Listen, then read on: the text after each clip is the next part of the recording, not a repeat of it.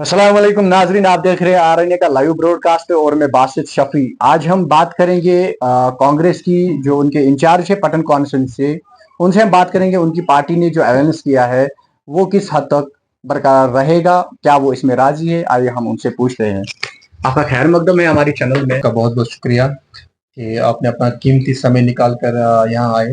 देखिए, जहाँ तक आपने अलायंस की बात पूछी है, if you ask me personally, बहुत ही बुरा लग रहा है अंदर से। लेकिन कहते हैं ना कि nation first, party second and self third. देखिए, पार्टी में जब इंसान एक किसी मौजूद पार्टी में जाता है, किसी मखसूस पार्टी में जाता है, सबसे पहले हमें पार्टी को देखना होता है। पार्टी का फायदा कहाँ है, पार्टी का नुकसान क्या है। जो हमारे आला कमांड है, जो हमारी हाई कमांड, जो हमारे लीडरान है, ये उनका फैसला है, जो कि जिसको तो हम चेंज तो नहीं कर सकते हैं। हाँ, ठीक है। अब ऐसा होता है कि जब कि दो पार्टीज की अलायंस होती है आपस में, so we will have to follow the commands and the orders of our leaders, high command leaders. So बात अगर अलायंस की है, तो मुझे लगता है कि अलायंस आज ही नहीं बना है। जब पार्लियामेंट इलेक्शन से पहले पूरे हिंदुस्तान में जब इंडिया अलायंस बना था, तो नेशनल कॉन्फ्रेंस तब से हमारा एक पार्ट है, हमारे इंडियन नेशनल कांग्रेस का तब से अलायंस का पार्ट है, इंडिया इंडिया इंडिया अलायंस का। देखिए, लिहाजा हम, मैंने आपको अभी भी बोला कि जो हमारे कमांड्स होगी, जो हमारे ऑर्डर्स पार्टी की तरफ से आएंगे, हाँ, obviously we will have to support the national conference candidate in the Pattan constituency. So there is no doubt. हाँ, अगर मैंने आपको फिर से बोला कि personally I am not feeling, मैं खुश नहीं था इस अलायंस से बिल्कुल, क्योंकि it's not about me, it's about all the workers of the party. क्योंकि जो हमारे कार्यकर्ता है, क्योंकि हमारी बेस होती है, जो हर चीज की, जब तक एक बेस स्ट्रांग नहीं, तब तक उसका जो टॉप है, उसकी जो टॉप लीडरशिप, वो कभी भी मजबूत नहीं हो सकती है। सिर्फ मैं ही नहीं, काफी वर्कर से मेरी बात हुई, वो बिल्कुल नाराज थे, क्योंकि काफी आधे हमारे ऐसे लीडरान भी हो जो 10-10 साल से मंडेट का वेट, आपको भी पता हो कि 2014 से यहाँ पे कोई असेंबली के इलेक्शंस नहीं हुए हैं। तो बात रही वर्कर्स की, या जो भी हमारे और ओहदेदार हैं, वो भी अंदर से तो नाराज है, लेकिन हर कोई पार्टी का जो फैसला है, उस पर खड़े रहने के लिए तैयार है, जो हमारी इंस्ट्रक्शंस पार्टी की तरफ से है। तो बिना कोई शक हम उस पर अमल करने के तैयार है। ये जो देखिए, मैंने आपको अभी बोला कि अगर मेरी बात की जाए, तो मैं तो अभी पार्टी में नया नया हूँ। चलो, मेरी बात इसलिए छोड़ी कि मैं अभी 29-30 साल का हूँ। अगर इस बार तो नहीं, तो अगली बार तो I will contest the elections. But मैंने आपको अभी बोला कि कुछ ऐसे हमारे लीडर ने जो 15-20-25-30 सालों से वेट करे, जो अपनी कॉन्स्टिट्यूंसीज में कांग्रेस को मजबूत करने की कोशिश कर रहे हैं 30-30 साल से।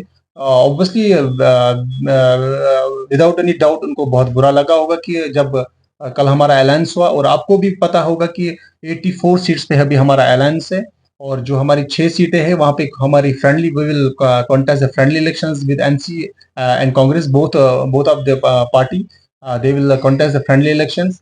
हाँ, बट मैंने आपको अभी बोला कि 15-20 या 25 साल जो बंदा वेट करता, जो वर्कर वेट करता होगा, ओबियसली उसके लिए तो बहुत ही उसके लिए तो मैं भी बुरा फील कर रहा हूँ। तो कर सवाल क्या भी बोला कि जैसे ही मेरी पार्टी से ये कमांड्स, ऑब्वियसली मतलब ये तो हमारा मंशूर, तो मैनिफेस्टो का क्या बोलते हैं इसको, ये तो हमारे पहले अलायंस का मंशूर ही ये होता है कि अगर हमारी दो पार्टी में से एक पार्टी का कैंडिडेट खड़ा होता है, तो ऑब्वियसली दूसरे लीडर को सपोर्ट करना बनता है। लेकिन फॉर नाउ, अगर अभी तक हमारी जो कमांड से, हमारी हाई कमांड से अभी तक मुझे कोई फोन नहीं आया, मुझे कुछ भी किसी का कॉल नहीं आया। But obviously we will have to follow the commands of our party leaders. So obviously I will support him. लेकिन आपको भी पता होगा, जब अभी राहुल जी और खरगे साहब की विजिट अभी कश्मीर में हुई थी, उन्होंने भी बताया था कि हमारा जो अलायंस होगा वो इस बेस, पूरे हमारे जो वर्कर्स है, हमारे जो चाहे कॉन्स्टिट्यूशन इंचार्ज है या और भी अहदेदार जो हमारी पार्टी में है, इस बेसिस पे हमारा अलायंस होगा, पहले इज्जत और सम्मान के साथ। और मैं चाहता हूं कि अगर हमें बिल्कुल जो मेरे, क्योंकि ऑब्वियसली मैंने आपको अभी भी बताया, जो मेरे लोग हैं, जो कांग्रेस के सपोर्टर्स है, वो तो ऑब्वियसली वो भी बहुत नाराज है कि वो हमें मंडेट नहीं मिला। बट क्या करें, मैंने आपको अभी बताया कि ये पार्टी का फैसला होता है, इसमें हम, क्योंकि पार्टी फर्स्ट, सेल्फ सेकंड। तो ऑब्वियसली जैसे मुझे कमांड्स आते हैं, तो I will follow the commands and I will support the national conference candidate, obviously. Zameer साहब, आपसे और एक बात पूछनी थी कि जो आपने सोशल मीडिया पे अभी बहुत वायरल चल रहा है, हमें भी कॉलेज आ रहे हैं कि जो आप कल से हंगर स्ट्राइक पे जा रहे हैं, वो किस हद तक सच रहेगा और किस हद तक वो आप स्टार्ट कर लेंगे। देखिए, अगर आपको भी पता होगा कि 15-20 दिन पहले हमने एक प्रोटेस्ट किया था, जो हमारा community health centre hospital Patan है। तो वहाँ पे हमने एक प्रोटेस्ट किया था, जिसमें हमारी ये डिमांड थी कि जो हमारा कम्युनिटी हेल्थ सेंटर है, इसको अपग्रेड किया जाए। देखिए, मैंने तब भी बताया और अब भी बता रहा हूँ कि हमारे साथ वादा किया गया था, जब हमारा पुराना हॉस्पिटल जो कि मार्केट में था, और जब उसके लिए एक नई बिल्डिंग पूरे 24 करोड़ एक्सपेंड करके एक नई बिल्डिंग, तब हमें बताया गया था कि ट्रॉमा हॉस्पिटल है। चलो फिर जब हम क्या बोलते हैं इसको, हम जब हम हमारे आला अफसरान के पास गए, तो उन्होंने बताया वो स्कीम थी जो बंद हो गई क्योंकि टाइम पे स्टार्ट ना हो पाया। ठीक है, इस बात को मान के हम तो ये मानते हैं कि कम से कम, अगर आप ट्रॉमा में इसको नहीं बना सकते, लेकिन कम से कम क्या हमारा इतना भी हक नहीं बनता है कि हाँ, आपका हमारा जो कम्युनिटी हेल्थ सेंटर 2.25 लाख के आसपास हमारी जो पॉपुलेशन है पटन कॉन्स्टिट्यूंसी की, और हमें और मैं हमारा मुतालबा ये है कम से कम इसको आप सब डिस्ट्रिक्ट हॉस्पिटल बनाइए, क्योंकि आपको भी पता है बारामूला से लेकर श्रीनगर इकलौता हॉस्पिटल जो नेशनल हाईवे पे आता है। क्योंकि आपको पता होगा कि जब हम हमारा कोई पेशेंट रेफर होता है, रास्ते में उनकी डेथ होती है, क्योंकि वो हॉस्पिटल श्रीनगर नहीं पहुंच पाते हैं, क्योंकि time makes the difference between the life and the death. मेरा तो हमारा तो मुतालबा है, मैं तो पटन के हर एक फर्द से ये अपील करता हूँ, आप कल आइए, मेरे प्रोटेस्ट को ज्वाइन कीजिए।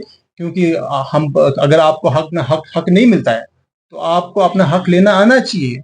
हम एक पीसफुल प्रोटेस्ट करने जा रहे हैं कल पटन हॉस्पिटल के सामने। और मेरा तो ये माना, और इवन की जो हमारे लीडरान है, जो भी जिन्होंने अभी असेंबली इलेक्शन लड़ने, चाहे वो किसी भी पार्टी एक से मिनट हो। आपसे पूछना चाहूंगा कि क्या यहाँ पे हम नीचे नहीं गए? यहाँ पे अगर हम बात करेंगे पुराने हॉस्पिटल की, वो सब डिस्ट्रिक्ट हॉस्पिटल था। नहीं, बिल्कुल भी नहीं। उसपे जो बोर्ड था कि जब मैंने इनके आला अफसरान से, बीएमओ से बात किया, सीएमओ ऑफिस में, अगर आप देखेंगे, ये जो हॉस्पिटल कभी भी अपनी हिस्ट्री में कभी सब डिस्ट्रिक्ट रहा ही नहीं है। जबकि हमारा जो ओल्ड हॉस्पिटल था, उस पे बोर्ड लिखा था सब डिस्ट्रिक्ट, और वहां की जो प्रिस्क्रिप्शन थी, उस पे भी लिखा होता था कि सब डिस्ट्रिक्ट हॉस्पिटल पटन।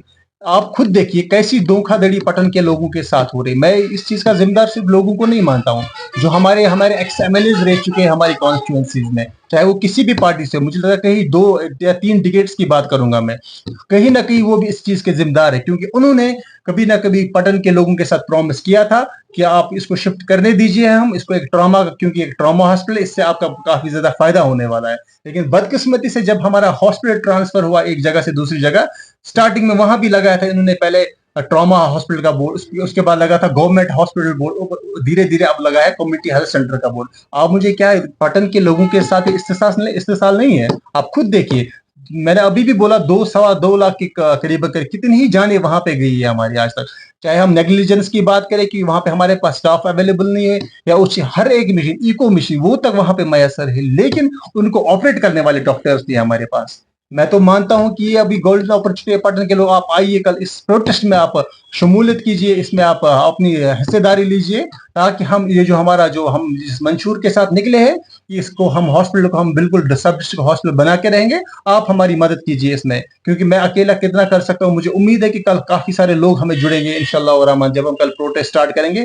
पूरी उम्मीद है मुझे कल काफी ज्यादा लोग वहां पे जुड़ेंगे, क्योंकि आप उन फैमिलीज से पूछे जिनकी फैमिलीज की किसी ना किसी की फर्द की डेथ हुई है, चाहे मैंने अभी बोला, चाहे नेग्लिजेंस का शिकार हो, चाहे फैसिलिटी का शिकार हो, क्या हमें वो चीज नहीं देखनी है? चाहे हमें ये चीजें नहीं देखनी है? बिल्कुल। इसलिए हम कल का हंगर स्ट्राइक करने जा रहे हैं, और ये आपने बिल्कुल सही सुना है, कल से हम हंगर स्ट्राइक स्टार्ट कर रहे हैं। और तब तक, जब तक गवर्नमेंट हमारा मुतालबा पूरा नहीं करेगा, जब तक हमसे बात करने के लिए गवर्नमेंट नहीं आएगी, तब तक हम अपनी हंगर स्ट्राइक जो है वो तोड़ेंगे नहीं। जब बात करेंगे तो हमारे कितने सारे पटन कॉन्फ्रेंस के एमएलए आए भी है और गए भी है। उन्होंने भी वादे किए थे कि हम इतनी सारी फैसिलिटीज, आप ही इसके लिए तैयार क्यों हुए? क्या वो इसके लिए तैयार नहीं हो सकते थे? देखिए, जब मैं सियासत में आया था, पार्टी ज्वाइन करने से पहले, मैंने आपको क्लियरली बोल रहा हूँ कि मेरा एक ही मंशूर, वो है पटन कॉन्स्टिट्यूंसी की डेवलपमेंट।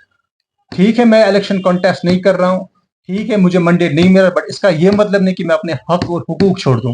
मैं अपने लोगों के जो हुकूक है, जो अपने लोगों की क्योंकि मैं लोगों के लिए ही निकला हूं, और आपको पता है ये हॉस्पिटल पूरे 2 लाख या 2.25 लाख लोगों के लिए है। और मैं तो हमेशा, ये तो कुछ भी नहीं, ये मकसद पूरा होने के बाद मेरा कोई अगला मंशूर होगा, क्योंकि मेरा मकसद ही, मैं लोगों के लिए निकला।